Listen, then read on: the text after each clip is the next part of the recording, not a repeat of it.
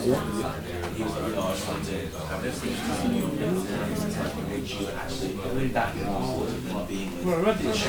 alright, ready to go. Hi everyone. So first of all, there'll be no fund meeting tomorrow. That's right, isn't it? Yeah. They basically just couldn't get a room sorted out. So the next fund meeting will be next Thursday, which is when we were going to do the other sector meeting. So we're now going to have to try and find another day for that next week. Not sure if we'll be able to do it or not because of the other LUUTIS events, but we'll see if we can fit it in. If not, it will be some point early in the following week. So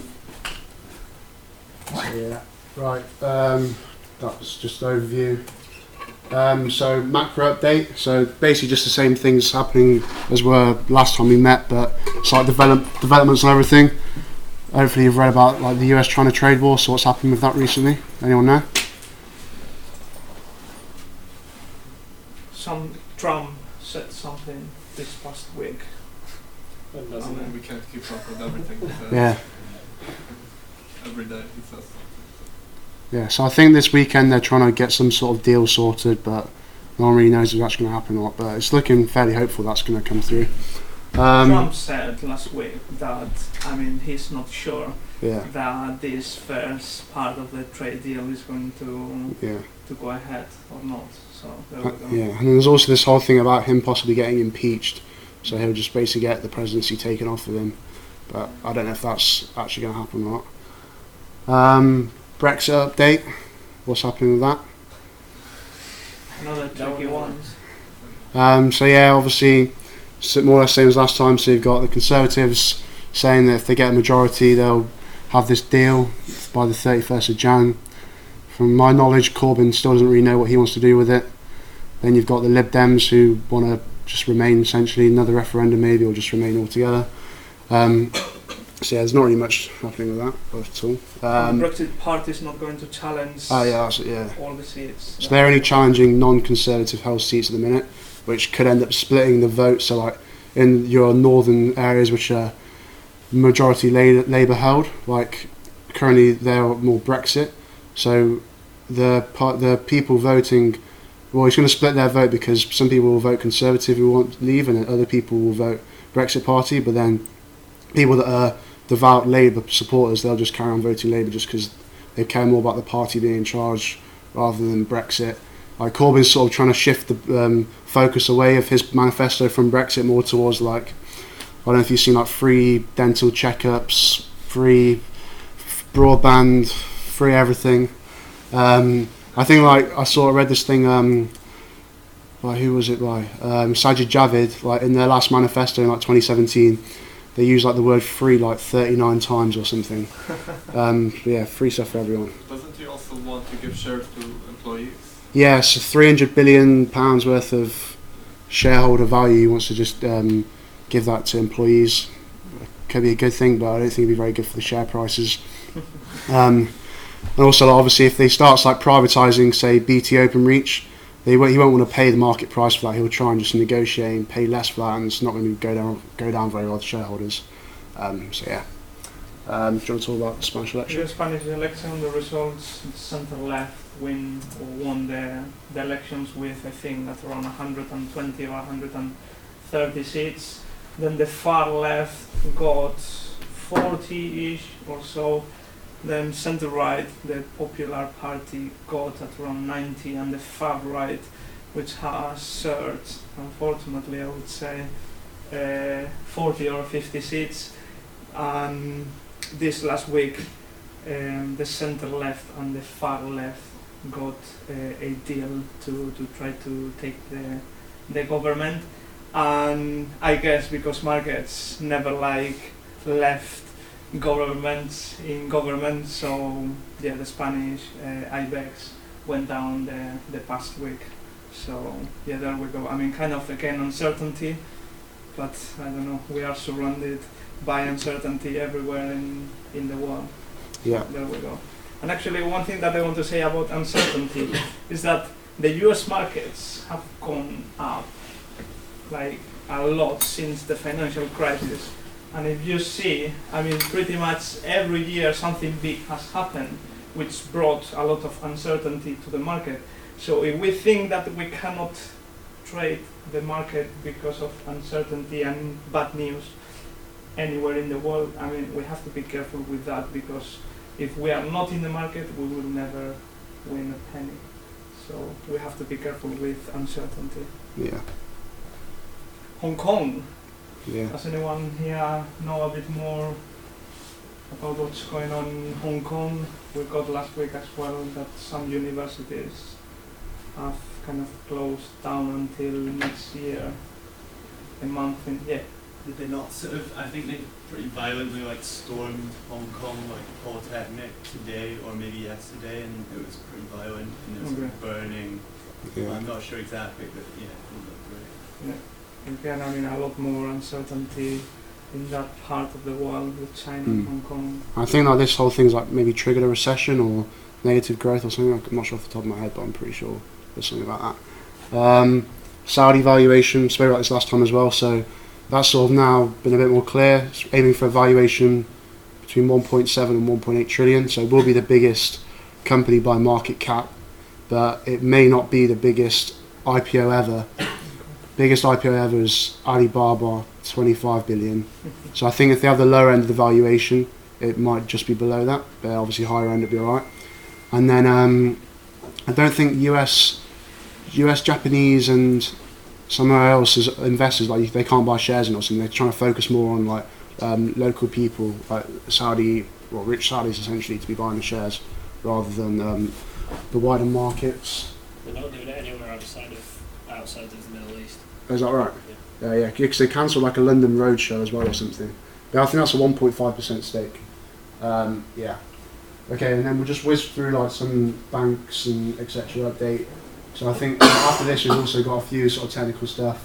I'm going to do a pitch, and then we've got like 3 or 4 analyst pitches, and that's obviously a lot more interesting than just reading about the news. So yeah, Woodford, anyone know? I think, did I talk about this last time? I can't remember. I posted an article in the group. Anyone want to say something quickly about that?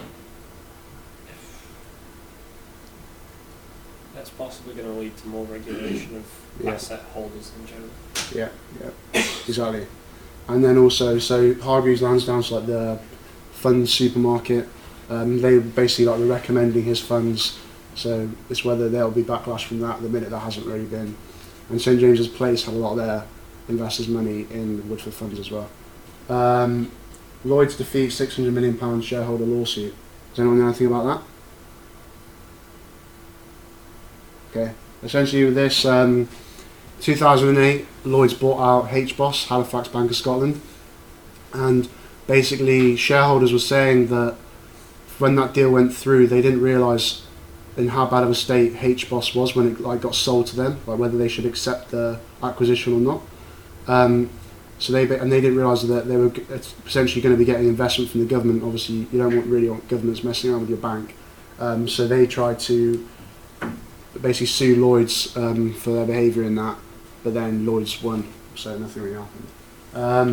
Then Lazard, so boutique investment bank in the US, they've got the other boutiques sort of catching up on them a bit at the minute, Evercore and Centerview. In the Europe, they're still fairly strong, like them and Rothschild are like sort of best boutiques, but there's like a chart that basically their market share is falling, others are increasing. Deutsche, anyone know anything about Deutsche? There's a lot of stuff about him. We shorted Deutsche, which we're going to go on to in a bit. Maybe I'll leave that one. I won't talk about that. JP Morgan. Oh yeah, so last year, so there's basically these stress tests. Anyone know what a stress test is? Do you want to explain it? It's where you test a bank's assets and liabilities to test whether or not in the event of a financial crisis they would be sustainable. Yeah, exactly. And I'm not sure when the date is this year, but last year it was like the first week of December, the Bank of England did their stress tests, and we just all trade a bit on that. So look out for that. I'll keep an eye out as well so I can post it in the group. But the Fed, the US central bank, last year JP Morgan was sort of just on the edge of being alright. They just had enough sort of assets like in their doomsday scenarios. So if I can't remember what it is, but say unemployment goes down by so much and house prices go down by so much or whatever. So basically to try and combat this sort of thing, they're trying to like swap loans for bonds, and then in like capital requirements, bonds are favoured are more favourable than loans. So they look better in the stress test essentially, which is what investors want. Anything to add? Okay, cool. Right, let's get through this quick. Okay, fund update. There we are. So we've got Gonzal's trade proposition from last time. Art Capital. It's in positive right now. Oh, sorry, it's in positive now. And then we've got our Commerzbank and Deutsche Bank shorts, which we'll talk about in a bit. I closed them today, but we'll go into that in a bit. Yeah. So we're doing decent. Good. Shall we explain a bit the platform now with what we have right now, and then we go on to that? Alright, you do that. Okay, so this is ex ante, this is the current positions. We are 6,000 euros up thanks to these two amazing trades. And yeah, we're going to explain just very briefly the platform. So if we want to find something, so we go to those. Fair enough, I don't know why. Has anyone downloaded the ex ante just to play around with it? And if you're thinking of doing, if you're thinking of doing like a pitch and here more technical analysis and stuff, it's a good tool. But obviously there's loads of other ones as well, like Trading 212, Yeah, those stuff as well. so this one. So with that right click, we get the chart, which is this weird thing in here, and then this click trade. So what we have here, we are going to say two things. This day order is to go straight into quantity. So 1,000 shares have a value of 7,000 euros more or less, and we can click here straight away to bid.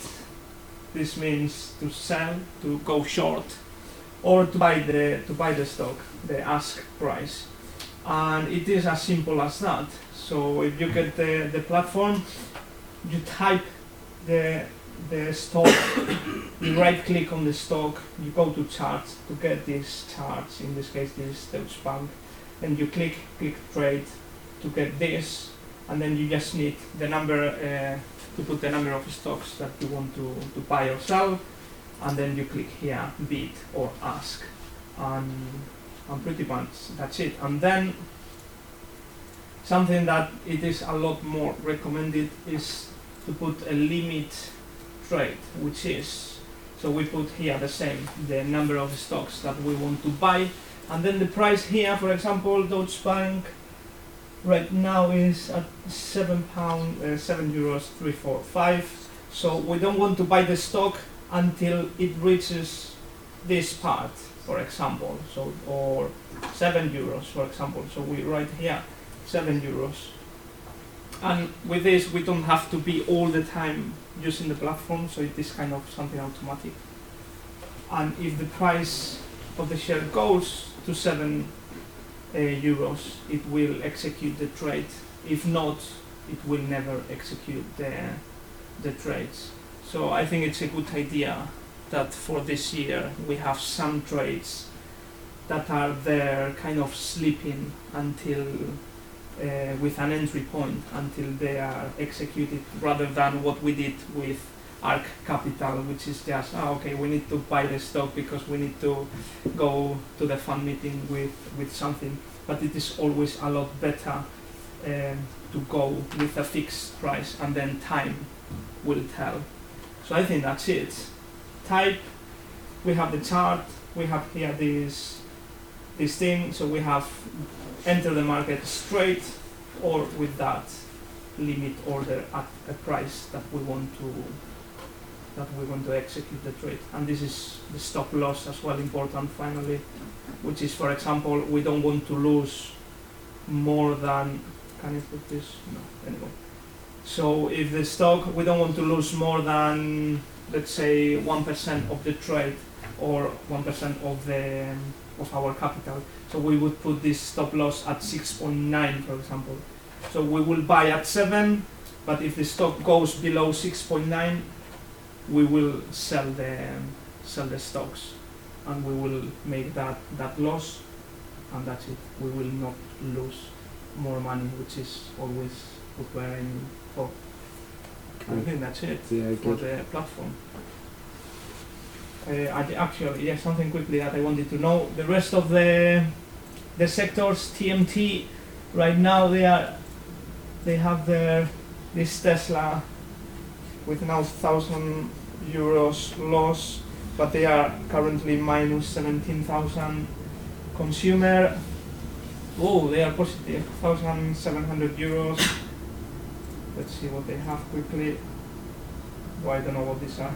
Math, you know? One is about education something. Okay, yeah. Okay. Yeah. There it is. And Alibaba. Alibaba, yeah. Yeah, there we go. Forex. Oh, Forex is, I think, so volatile because they were positive 3,000 last week. Anyway, and yeah, finally. So there we are. Next, what do we have next?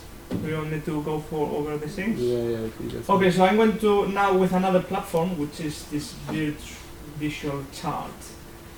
Is that too bright? Yes, kind of it is, no? It's a pity.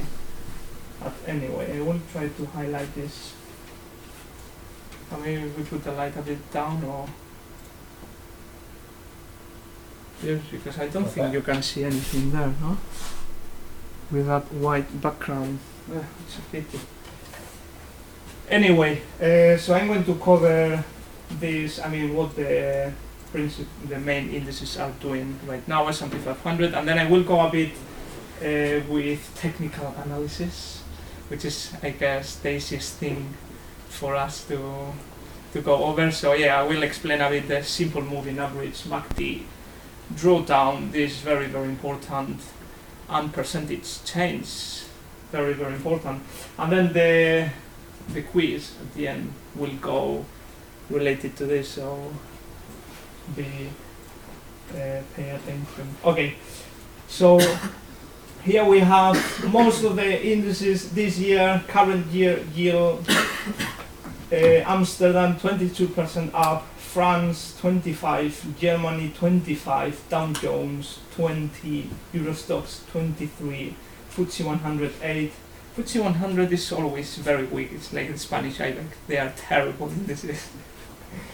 The Italian MIB 28% up, the Spanish IBEX 8%, Nasdaq 31% up, quite impressive as always. S&P 500 24%. But something very, very important to me, and this is the S&P 500. Oh yeah, actually more or less we can see. So here we have the first, more or less here, the 1st of January this year, and I wanted to say that those figures of all the stock indices so far this year are very impressive, but they have to be taken very carefully because it was kind of quite common for people to buy last year stocks at around this area. So if we had bought shares in this area, we haven't made that much profit. I don't know, no more than 10%, at around 5%. So we have to be careful because these levels from here, I don't know how can I draw now a line. Okay, anyway.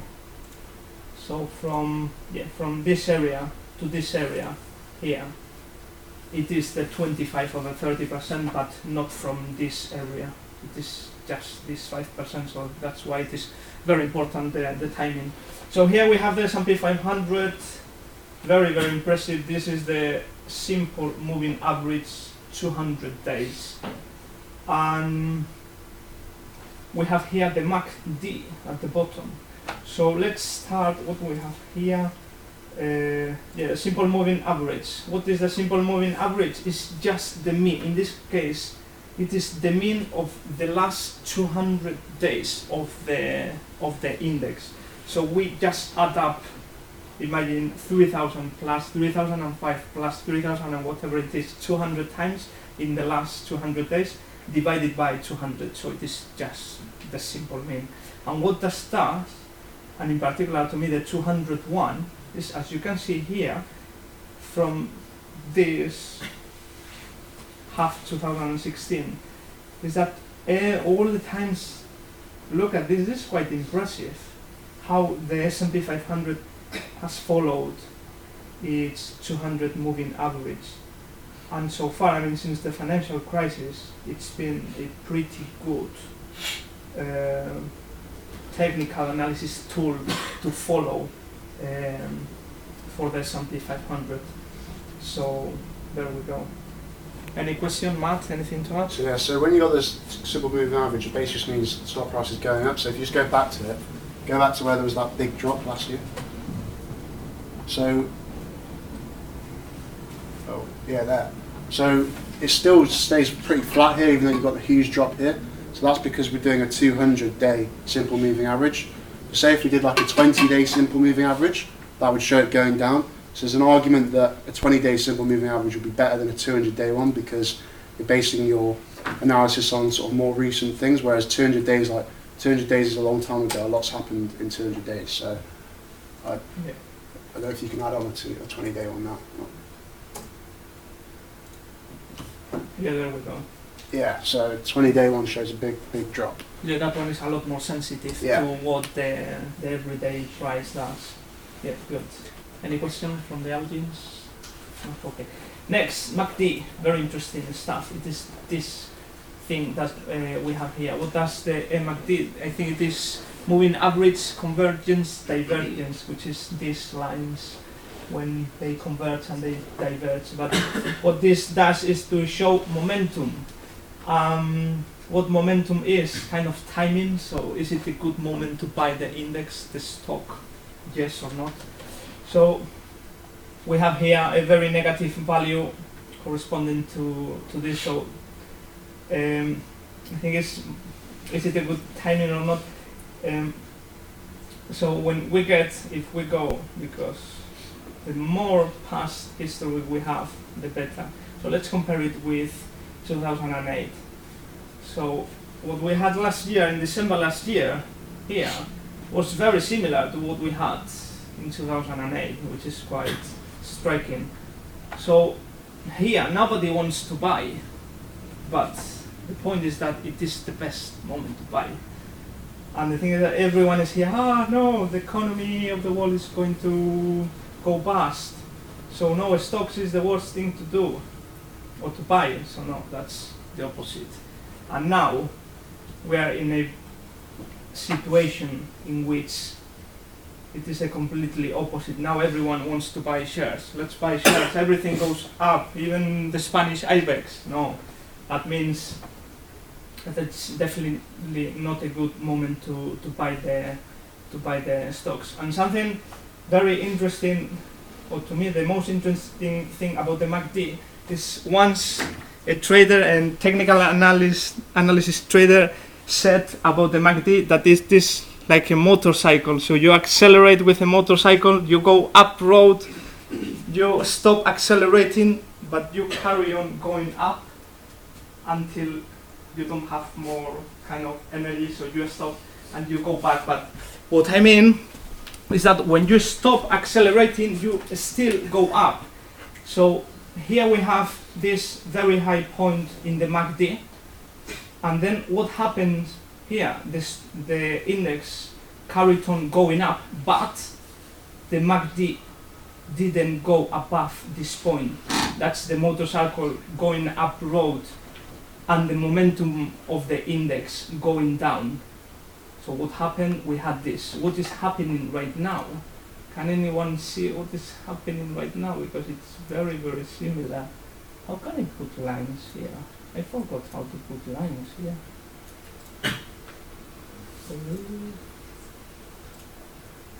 Anyway, so we have this point corresponding to this point. I hope you can see it. Then we have the index carries on going up, but the MACD goes down. The index carries on going down, up, but the MACD doesn't follow the index again and again. So this is a very good indication that the index is still going up, but it is losing momentum. So I would say that the index will, take a rest at around this area. Probably it will go to touch the 200 moving average down here. And here we can see a couple of very interesting things that I will cover next meeting, and it is this gap here, and probably, and in the S&P 500 in particular, most of the gaps are closed. So this is a good point here to close this gap and to go for this and touch the moving average, the 200 moving average. So probably in the next month, 2 months, at the beginning of next year, we will go and test this area in the S&P 500. More drawdown. Oh, what is drawdown? Anyone here knows what drawdown is? Very, very important term in investments. Nobody? Okay, what is drawdown? It is the percentage change from a peak to a trough. So the drawdown in a time period. So I mean, could be the whole of the history of the stock or the index, or could be 2 months. Imagine these 2 months. So the drawdown would be here, which could be 10%. Imagine, or drawdown in between this time and this time. So the biggest fall from a peak to a trough, that is the drawdown, which maybe here was 15% roughly. And why is this important? Because it shows how volatile or how risky a stock is.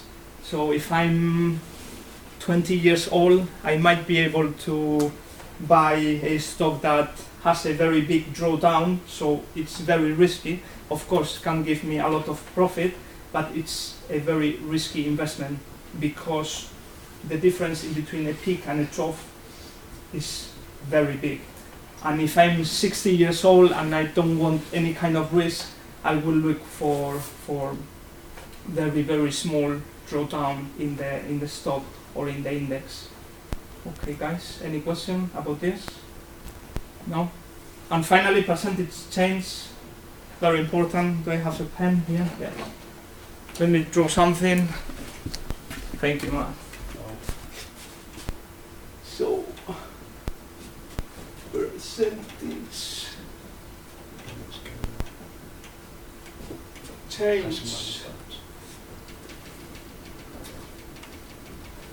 equals, what is percentage change? So imagine what is the percentage change in between that peak and that trough. So from 3,000 to 200 to 2,900. So we do latest price divided by old price of the stock or of the index. So now what I want you to do is grab your phones, guys. I'll give you 1 minute and think about any stock. Could be a bank, could be Apple, could be the S&P 500. So think about maybe last month or today or last week, a price that you thought that you could buy the stock at or sell the stock at, and think, for example, today the S&P 500 is at 3,100 and last week it was at 3,000. So with your phones, go to your calculator and put of your thing, of your stock or index, the latest price, which could be today or last week if you know it, divided by the old price. Alright, guys? I'll give you a minute and then I ask 2 of you to tell me what you did. Isn't it true, like the difference? Can you read that, guys? Yeah. Latest new price divided by The old numerator, price. the difference in the two prices of the numerator and in times 100. Yeah, but I mean you can do it as well in this way. Okay. Yeah. Okay. Sorry, continue. Have you got something, guys? Now what you need to do of what you have is -1. -1. And then, let's put here some brackets, times 100.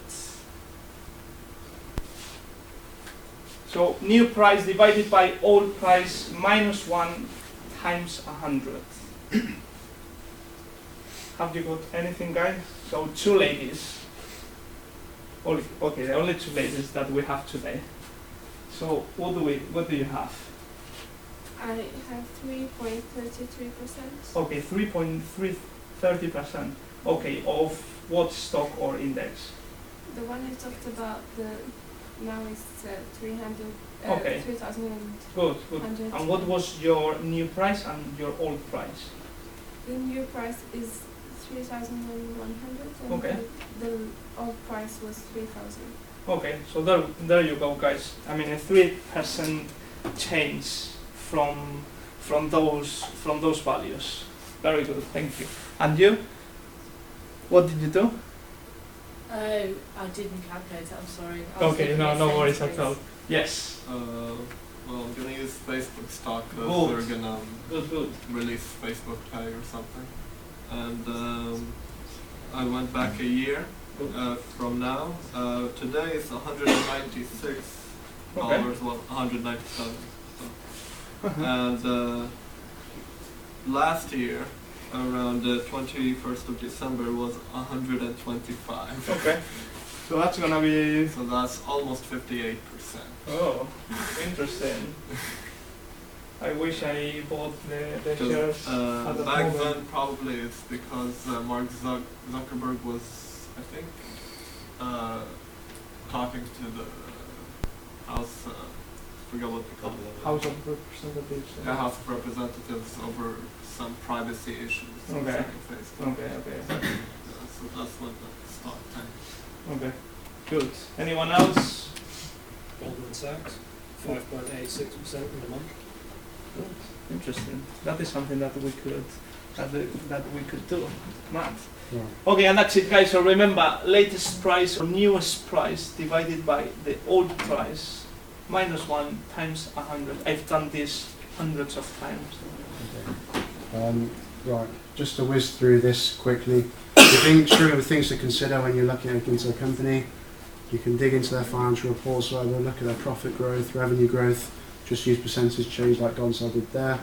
Think about what they actually do. So obviously like retail banking in the UK, there's a lot of changes towards like fintech. So do you think that they can become a bit less relevant?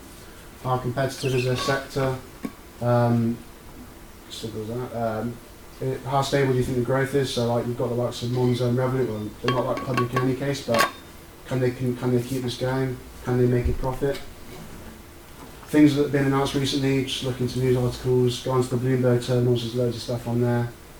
CEO and director is pretty important as well, so that links into Deutsche Bank. Do people think that they're good at governing the company? Has it got a good strategy? Like Barclays, like the active investors, that sort of stuff. Yeah, we'll go on to the stock pitch. I'll leave this for another time. Okay, my stock pitch. Yeah, important. Yeah, Sorry, yeah. Matt, I took maybe too much time. That's all right. So, has anyone heard of Ruffer? Okay, so they're like asset manager based in the UK. So the reason why I picked this company was just sort of to demonstrate how you can use sort of your internship, grad applications, spring week applications as sort of inspiration for a stock pitch in the meeting. So I applied to these guys a couple of months ago, got rejected or whatever. Did a fair bit of research into them. Thought they seemed pretty interesting. They've got £20 billion of assets under management. It's not really that much. Like Morgan Stanley have got 500 billion or something. I don't know. BlackRock got a trillion. Anyway, so they're a private company, but they also have this sort of investment company which is listed on the London Stock Exchange that like you or me can invest in. They mainly just sort of do funds, investment funds. So people like private clients, and you've got financial planners. So that's just that I give my money to a financial planner who then decides which funds to put it in. Or like institutions, so pensions. So they put their money in a Ruffer fund. Ruffer have got loads of different funds. So they'll have one which is more like a growth fund, one more defensive.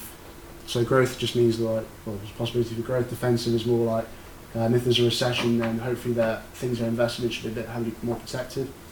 And the funds you can just like buy them yourself on like Hargreaves Lansdown, we mentioned earlier. And then the investment company is listed on the stock exchange.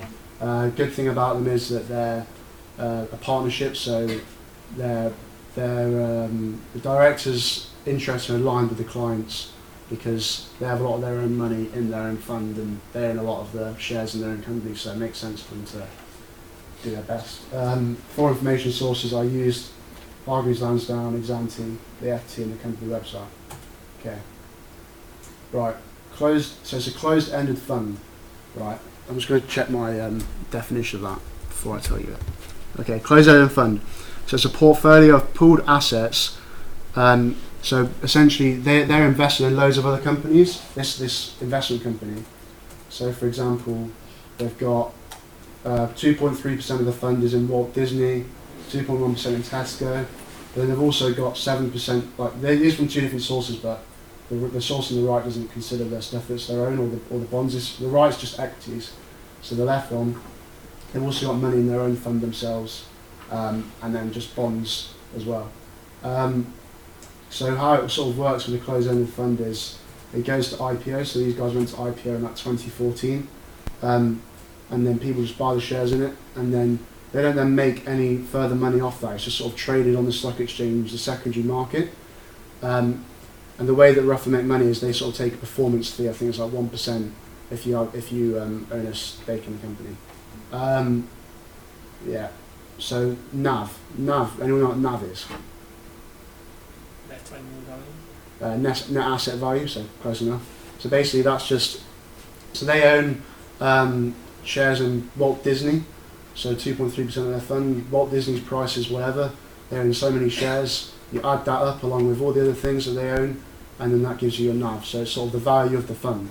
But because it's traded on a stock exchange, the actual price of the fund can be above or below. So it's basically the price based on supply and demand, essentially. And this fund, the reason why I think you should invest in it is because it's currently trading at a discount of around 5%. So what that means is that so all of the assets are worth X amount, but the minute you can buy it for 5% less than what it was worth if you say liquidated the company right now.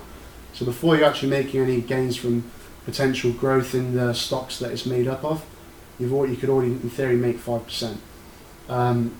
Yeah, so the reason why a company can trade at a premium discount is to say if your investment company is focusing on tech stocks, there's a lot of growth in them, people get really excited about it, demand goes up, price goes up, and it's at a premium.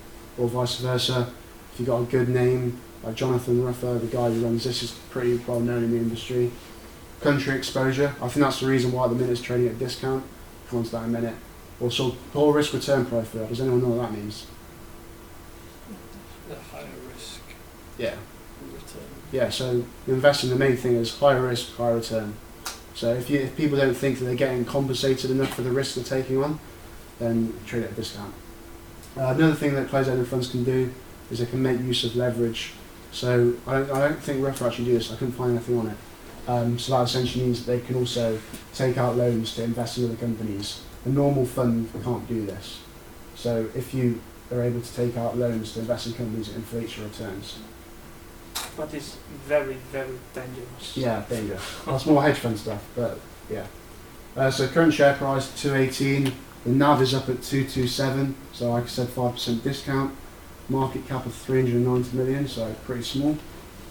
Another thing, sort of reason why I thought it would be good, like obviously they're in Disney, so it gives us exposure to all these other sectors. So if the banks go tits up, then we might be alright.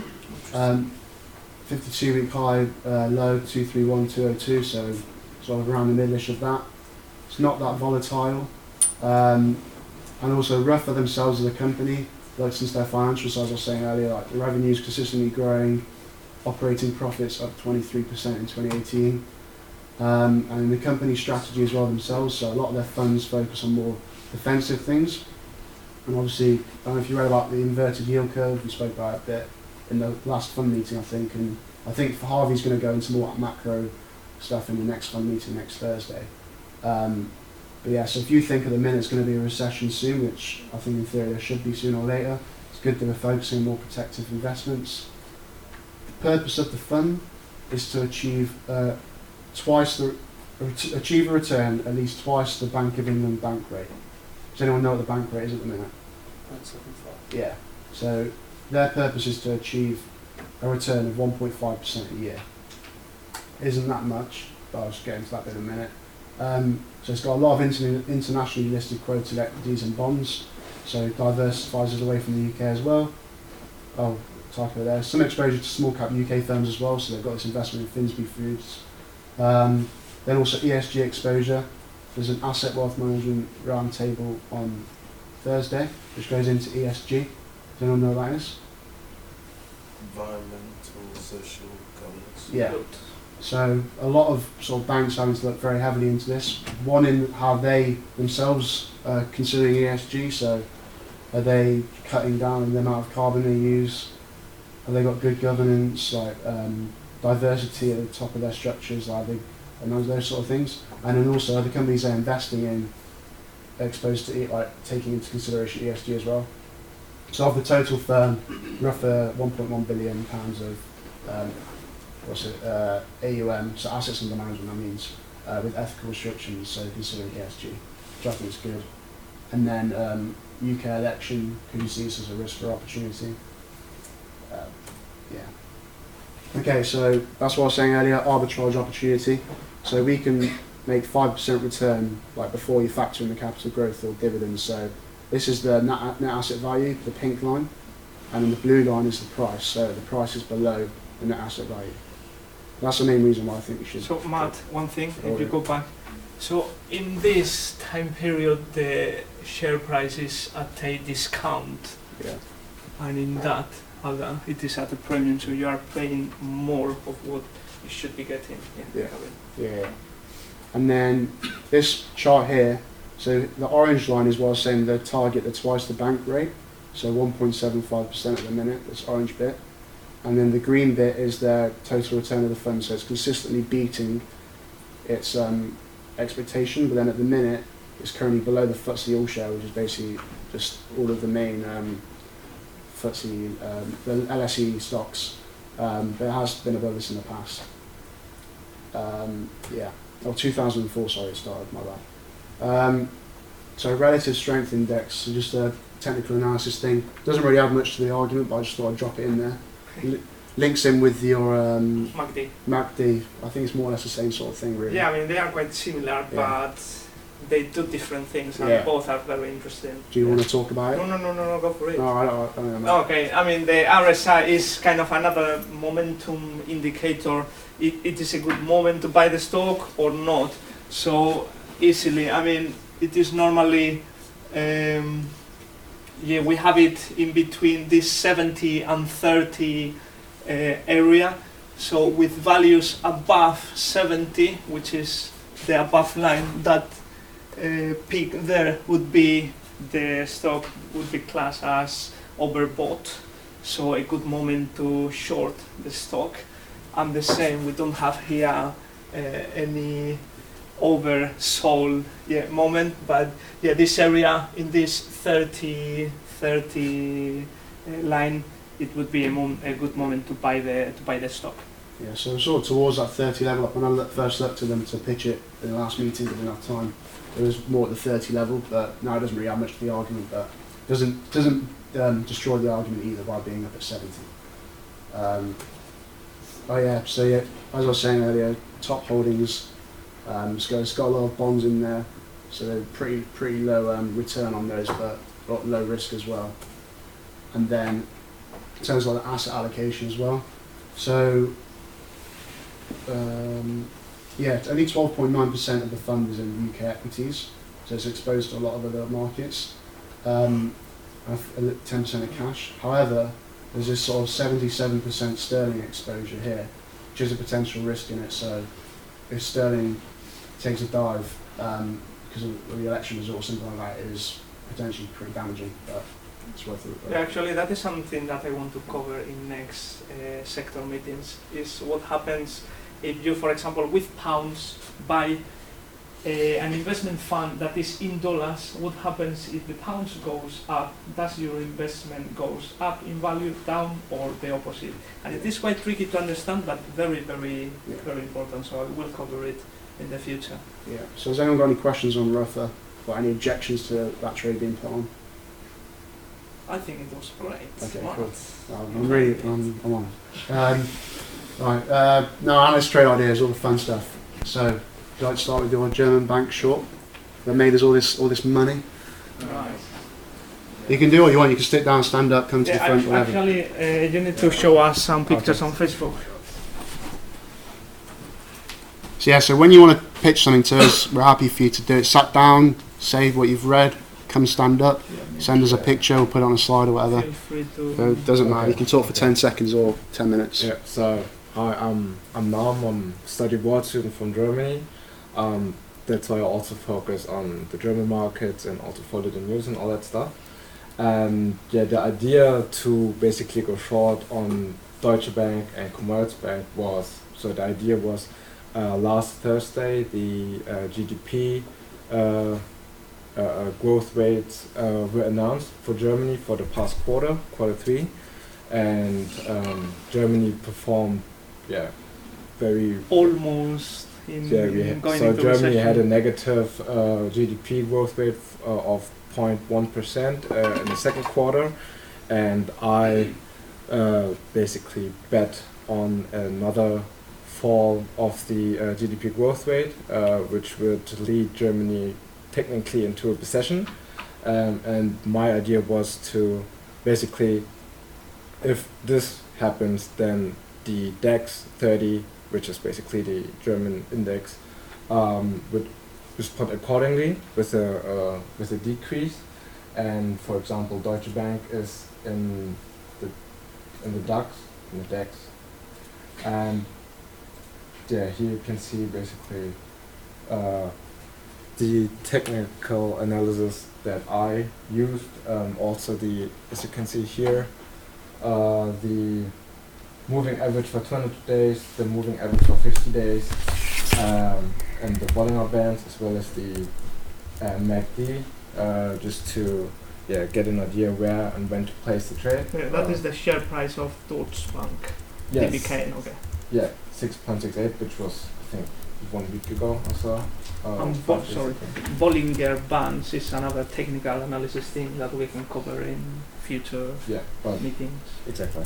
But yeah, and also it was more of a news-driven trade, as you can see here from Bloomberg, that the volatility of Deutsche Bank's shares increased and also the share price fell, also because of, where you can see it, the put-call ratio, which is basically an indicator of the market sentiment. If the investors are more or think that Deutsche Bank shares would fall or would rise, and the put-call ratio was quite high, which implies that the sentiment likely a fall in the share price. Exactly. And for Commerzbank, this is basically the chart, and there we have the 6% down of Commerzbank. The fundamentals basically for this day. Also, they announced, I think, around 1 or 2 weeks ago, that they will have a decreased earnings for this year. Basically, they warned investors with an earnings warning, which led to this decrease also of 6%. I think it was on the also last week or so. Yeah, Wednesday. Yeah. This is Deutsche Bank. Yeah, here you can see the fundamentals of Deutsche Bank. Also, 4.44% decrease that day for the fundamentals. Earnings per share is negative, so they have negative earnings. And but as I said, it was more of a news-driven trade rather than a fundamentals driven trade. As you can see, and also as Matt said, major stockholders, for example, the hedge fund or private equity firm Cerberus, they want to push the chairman to basically resign from Deutsche Bank, and also his name is Achleitner, the chairman of the supervisory board, and since 2012, since his appointment. Yeah, the share price fell 75%. Not good. Yeah. I would run away from that. There you can see Deutsche Bank wants chairman fired, and yeah, that was basically the trade idea. Yeah, actually it turned out wrong because the German GDP growth Was above positive, expectations. above expectations, 0.1%. But luckily, There was another Yeah. horrible figure last So I read on Wednesday. Bloomberg that there was like another German figure, some sort of the Zeus sentiment or something yeah, like I can't remember what it was called, but I saw on Bloomberg it was coming out on the Wednesday. So I just got us to put it on the Wednesday morning in preparation for that, and then that indicator they didn't perform so well on. I can't remember what the name of it was now. And luckily we got there in time. So yeah. So great, very very well Yeah. done. So, cool. Did you say you had a trade as well? I haven't got one yet because they've not done the merger, but it's for the Australian pension funds. Okay. So those two funds, I think it's Super Australia and Q Super. Okay. They're going to merge and make nearly 400 billion Australian dollars worth of funds. It'll make them 3 times more valuable than National Australia's banking fund sector. And when the news came out the other day, National Australian Bank's share dipped, I think it was 4%, something like that, and it's still headed south. So they've not said they've confirmed the merge yet, but if they do, I'd say short National Australia Bank. So you're saying that when the merger actually gets confirmed, then we'll short it. Okay. I would say so, yeah. Okay. 'Cause otherwise, Okay. Cool. there's too much to Are say. you okay to monitor that and then let us Yeah. know, and we can put it on? Cool. Will, did you have? Do you want to say anything about Berkshire Hathaway quickly? Yeah, we Hi. we got like a presentation or whatnot. Oh, you got a presentation, everything. Yeah, well, we can do it. Like, Oh, bloody hell. You can do it now if you want. Yeah, it's fine by me. we were gonna wait because like the moving averages started to like plateau. All So right, we it were like, destroys the presentation. "Ah, Oh yeah, we can do it next time. We'll do it next time. Hopefully the numbers are better next time. that's what they-" Yeah, right, we'll do that. Yeah. What else do we have on there? HSBC, no, I think. I don't think it's not there. No, I don't think. Oh, Lebanese banks. How Oh, they yeah. go? I couldn't find them on Exante, but Okay. from what I know is that there's a parliament meeting tomorrow, so I don't know, we'll see how that goes, but probably nothing's gonna come of it, and you know, the people are still gonna protest and banks will still be closed for at least another week. Okay. Well, so the whole banking system's basically just closed at the minute. Yeah, the banks have been closed for at least 27 days. Really? Okay. Yeah. So one thing about if you can't find a company on Exante, or they don't have, often they just don't, the company's not on there, you have to like email in to get them to add it. So as long as you know it's listed, then just tell me and I can email them in and get it to add it on. So do you know which Lebanese bank in particular would be interesting to try and short? Or? Well, I think Bank Audi is probably the best one because, you know, they're the top bank in Okay. Lebanon. So. Okay, I don't really know much about it, but I would have thought that if their banks had actually shut, they might have just closed the market or stopped trading on the shares. I'm not sure, but I'll look into that. Okay, any other trade ideas?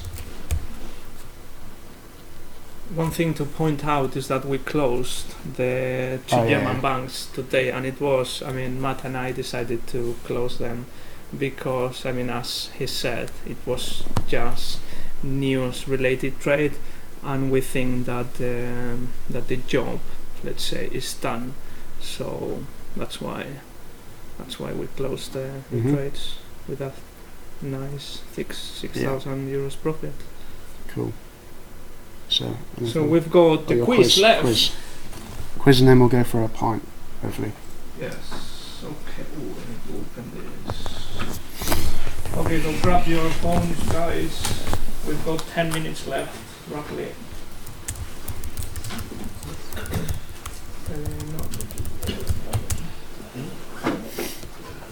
Kahoot.it.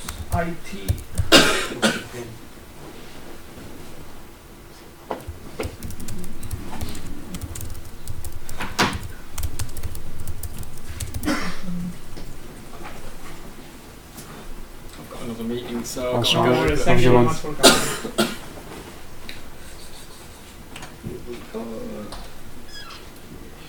Yeah, if anyone else wants to go, you feel like you have to stay. You have to make up some excuse either. I'm not sure if that's true or not, but I don't care.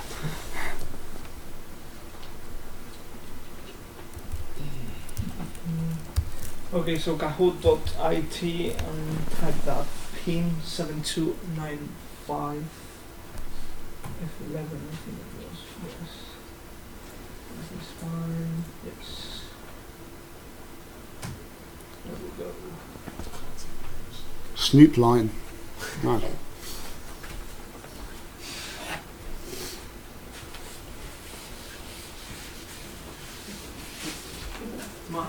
The last question is about RSI. Oh, really? How many people are 2, 4, 6?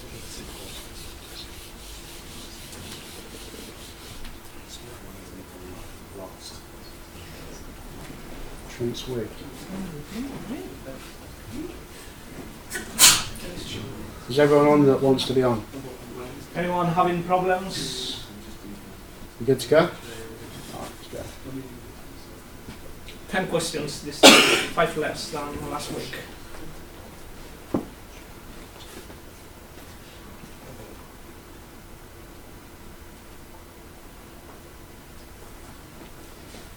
Can you read the yellow one? 3125 is the yellow answer.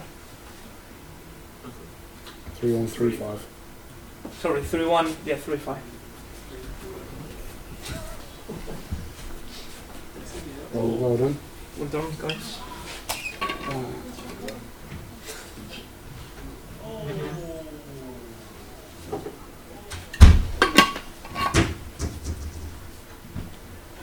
Some of the questions today are, I think, quite easy, and some of them may be a bit tricky.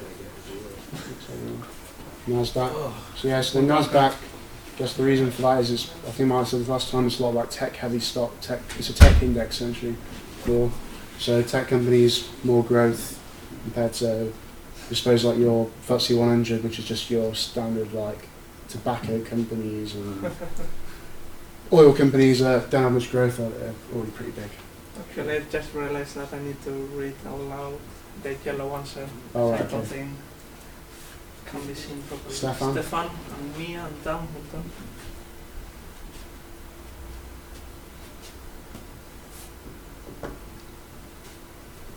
The yellow answer is future data.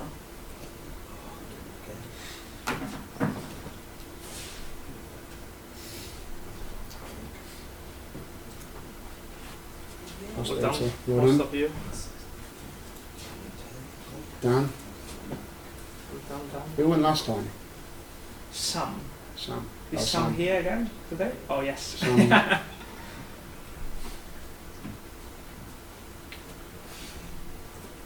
The variance is the yellow answer.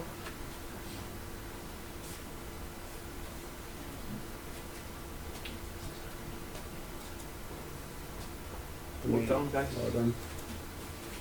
Oh, Mia has the highest answer streak of 4. Ooh, Mia's on it.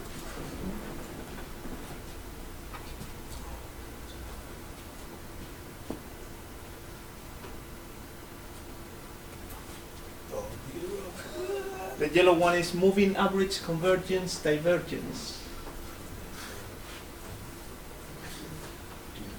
No one has to know. Well Well done. done, guys. Is Mia still there? Mia's. Oh, well done, Mia. Manal is the highest climber, up 4, up 5.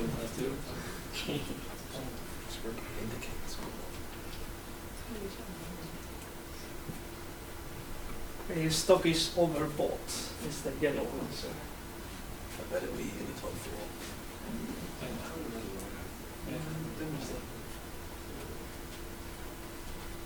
Momentum. Well done, guys. Yeah. 5 Oh, players just top hit answer 3 streak there. 4. Where's Sam this week? I said today the questions were going to be related to Yeah, who's been listening? today's topics. So we've got biggest ever rise during an investment period from peak to trough percentage change after a peak. Biggest ever fall during an investment period from trough to peak percentage change after a trough. Well done, guys. Me and Charlie. Well done. Well done.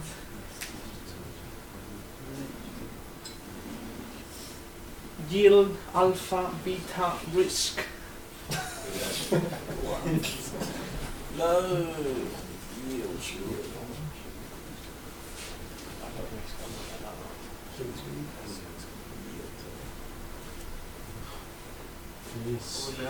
Last question. Oh no, 2 more to go.